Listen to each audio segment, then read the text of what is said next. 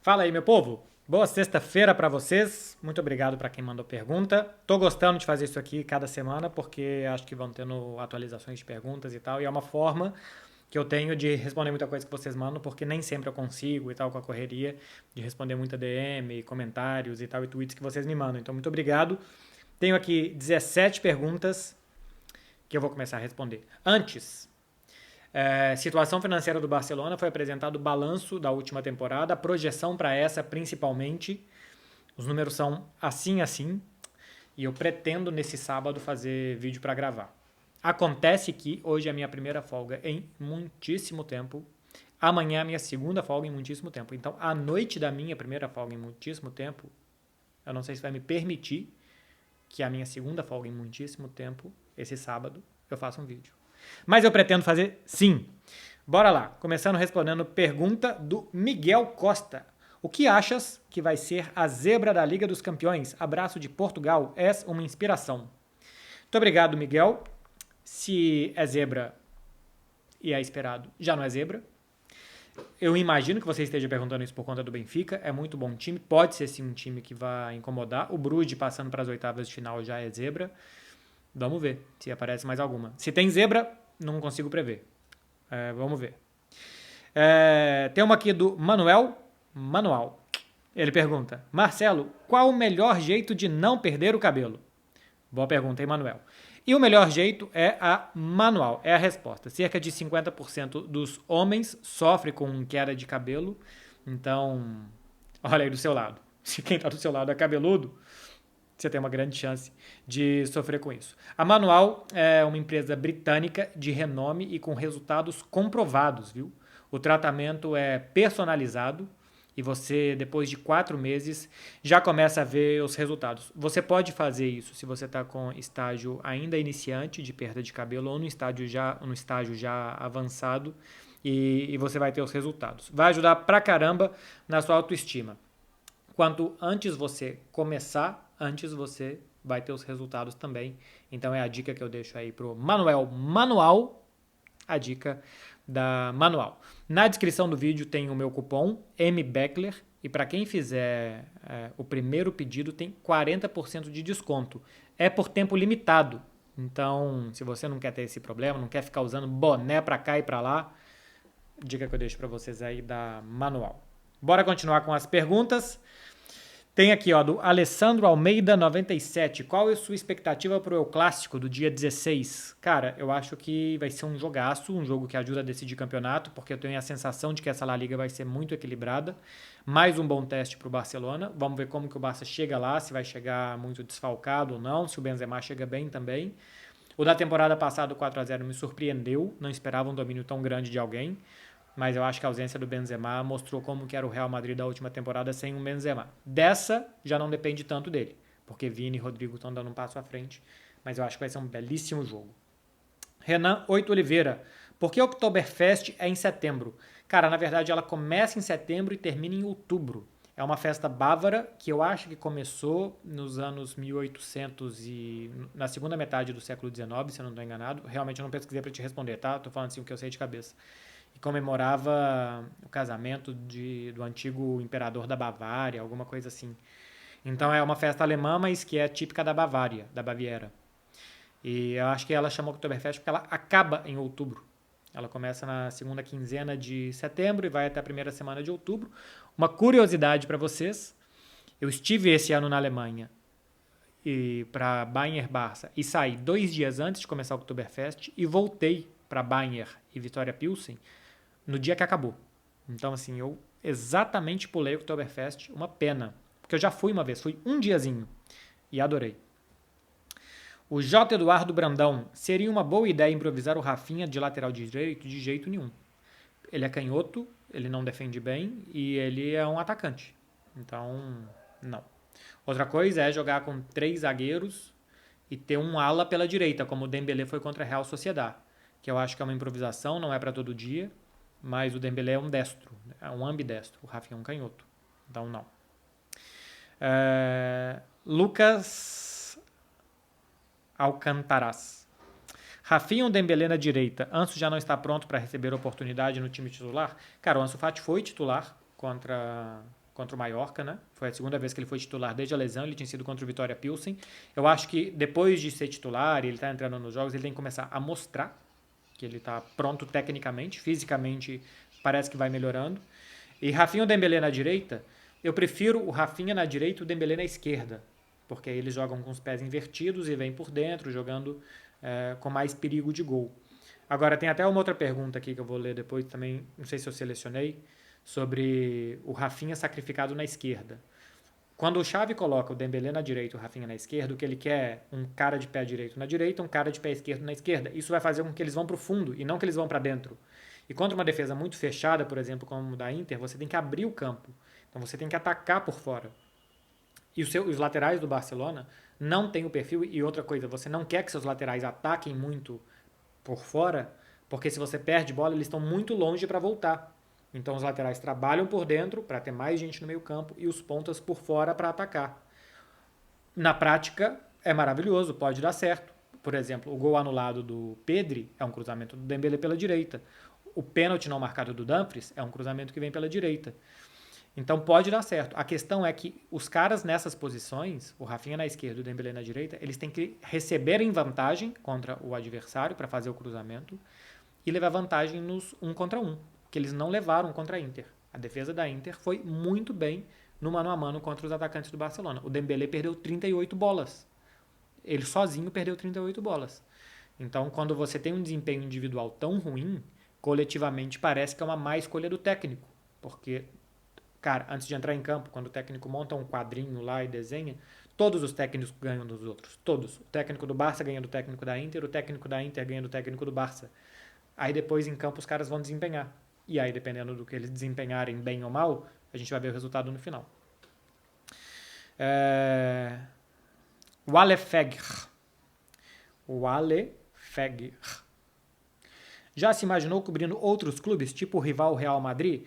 Cara, já me imaginei cobrindo outros clubes porque eventualmente eu cubro, né? Tive agora com o Bayern de Munique, na temporada passada eu cheguei a fazer um Liverpool Inter de Milão, fiz Chelsea Lille, fiz o Villarreal até a semifinal e tal. Então, esporadicamente já fiz sim outros clubes. O Real Madrid, o rival Real Madrid, eu não tenho nenhum problema de torcer para um time e cobrir outro, tá? Assim, quando eu tô torcendo, é uma coisa só minha. Mas quando eu tô cobrindo um jogo de futebol, um time, eu tento fazer o máximo para que a minha impressão pessoal, a minha torcida, não entre no que eu vou falar, no que eu vou perguntar e tal. Então, cobrir o Real Madrid seria uma honra. O Real Madrid é um clube imenso, uma história grandiosa, clube muito vencedor e tal. Então, cobrir o Real Madrid é motivo de orgulho. Nenhum problema ser rival, eu torcer para outro time e tal. Pô, senão é muito ruim que no Brasil um gremista tenha que cobrir o Inter, um atleticano tenha que cobrir o Cruzeiro e tal. Eu pelo menos, não teria nenhum problema em cobrir o Real Madrid. Já tive em final de Champions que o Real Madrid ganhou, já tive em 2 finais de Champions no Santiago Bernabéu que o Real Madrid ganhou em outro lugar e eu cobri a festa e tentei cobrir da melhor forma possível, mostrando a alegria dos caras, eles exaltando o título e tal, porque é o meu trabalho. Isso. Pergunta do Matheus Costa. Koundé e Araújo voltam essa temporada e quais as expectativas sem eles? Voltam sim. Koundé deve voltar. Pode ser que volte no clássico contra o Real Madrid. O Araújo é mais provável que volte depois da Copa do Mundo. Expectativa sem eles é que o time sofre muito. Perde velocidade, porque os dois são rápidos. Perde jogo aéreo, porque o Ronald Araújo é alto, mas o Koundé tem boa impulsão. Perde poder físico, porque eles são dois touros fisicamente.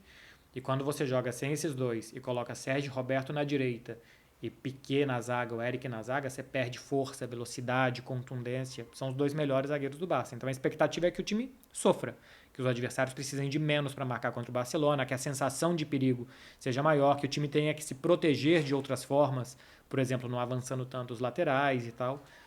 Atrapalha bem, mas voltam essa temporada sim. Lucas Holanda, qual as expectativas para o Catar? Cara, esportivamente, acho que Brasil e Argentina estão melhores que os europeus. Acho que França e Inglaterra, pelos elencos, e a Alemanha também, têm boas chances, como os europeus, eu acho que os mais credenciados. A Dinamarca, eu acho que pode ser uma boa surpresa na Copa do Mundo. Expectativa para o evento, esportivamente, eu acho que pode ser melhor, porque os jogadores vão chegar fisicamente melhor e tal. E de festa, de ambiente, eu acho que vai ser pior, pelas particularidades do país que culturalmente não aceita muitas coisas que o Ocidente faz, de beber, de festa, de gritaria, não sei o quê. Então acho que de ambiente vai ser pior, mas eu acho que futebolisticamente até não tem tantos deslocamentos também, isso cansa as seleções, tende a ser melhor. Danilo Maciel, Beckler, você acha o Barcelona já está dependendo muito do Leva? Acho sim. Lewandowski tem mais gols do que todos os outros jogadores somados. O Dembélé tem 3 gols nos últimos 40 jogos com o Barça. O Rafinha só fez um gol em 10 jogos essa temporada. Eu acho que precisa que todo mundo renda bem, não só o Leva. Até porque se todo mundo rende bem, a bola chega no Leva e ele marca mais e ele também pode assistir mais os outros caras. A Inter ilhou o Lewandowski, meteu 3 torres em torno dele, ele ficou ilhado e o Barcelona não conseguiu criar nada. No abafa ali, um pênalti, um gol anulado e tal, não sei o quê. Mas o Barcelona não teve nenhuma chance clara, porque depende demais do Lewandowski. Acho um defeito desse time. O Eduardo Chaves, vou no jogo contra o Celta, queria te conhecer. Cara, me manda DM, porque fica mais fácil da gente se comunicar. E eu chego normalmente uns 50 minutos antes, entro pela porta 15, que é bem ali na frente, onde tem a estátua do Cruyff, a fachada principal com as fotos dos jogadores e tal. Normalmente eu marco ali para encontrar com o pessoal que quer me encontrar. E tô sempre disponível para conversar, viu? A não ser que eu esteja realmente atrasado e fale, pô, eu preciso entrar no estádio. Mas eu gosto de conversar ali com o pessoal que, pô, a pessoa manda uma mensagem, faz questão de encontrar. Quem sou eu para ser estrelinha de... Não quero. Claro que eu quero. Quero conversar com vocês todos. Fabrício Ferreira, como está a crise energética na Espanha? Votaria no Danilo Gentili em 2026. Eu não sei se é sério ou não, jamais votaria no Danilo Gentili. É mau comediante, tem piadas de um caráter horroroso e tem uma visão política que eu não compactuo. Da visão política é o mais sério, mas assim, não compactuo, então simplesmente não voto. Mas eu acho um mau comediante com piadas de um caráter duvidoso. A crise energética na Espanha tá horrorosa. Tá muito caro tudo. Vou inclusive pagar a luz no meio desse vídeo aqui. Luciano Nascimento, 868. O que você acha sobre a caída de rendimento do Cristiano Ronaldo? O tempo passa para todo mundo. Até para ele. Tá velho. Sem meias palavras, o Cristiano Ronaldo está velho e velho é difícil jogar futebol. Adriel Frois, quais riscos financeiros o Barcelona corre ficando de fora das oitavas da Champions? Eu vou falar mais disso no vídeo que eu pretendo fazer amanhã, se eu me comportar nessa sexta, se eu tiver juízo. Mas o Barcelona só prospectou 12 milhões de euros a mais na Champions do que a primeira fase. O Eduardo Romeu, que é o vice-presidente econômico, disse que se não passar, o Barça perde 12 milhões. E 12 milhões é simplesmente passar para as oitavas de final e um match day, né? Um dia de jogo no Camp Nou. Então acho que o Barcelona dessa vez está esperando chegar só nas oitavas de final. Fez uma projeção mais conservadora em relação aos últimos anos, que o Barcelona contava com dinheiro até as quartas de final. Então perdia 25, 30 milhões ficando na primeira fase. No orçamento do clube, tem uma projeção mais pessimista do futuro do time na Champions. O impacto não seria tão grande assim. Cídio Mafumo. Farás alguma cobertura na Copa do Mundo? Farei, com muito orgulho. Vou pela Rádio Itatiaia para a Copa do Mundo. É a maior rádio do Brasil, é a rádio que eu cresci ouvindo, é a rádio onde ídolos de infância que eu tenho ainda trabalham lá. É uma rádio que quando a gente escuta o Itatiaia, todo mundo sabe o que é. Então, assim, é uma alegria pessoal e profissional imensa poder estar numa cobertura de Copa numa rádio como a Itatiaia. Farei a cobertura por lá, não só no radinho, para quem é de Minas Gerais, mas também internet, redes sociais, portal da rádio, enfim. Prometo dar o meu grãozinho de areia para fazer uma boa cobertura por essa rádio tão grandiosa. Jeff Paulo.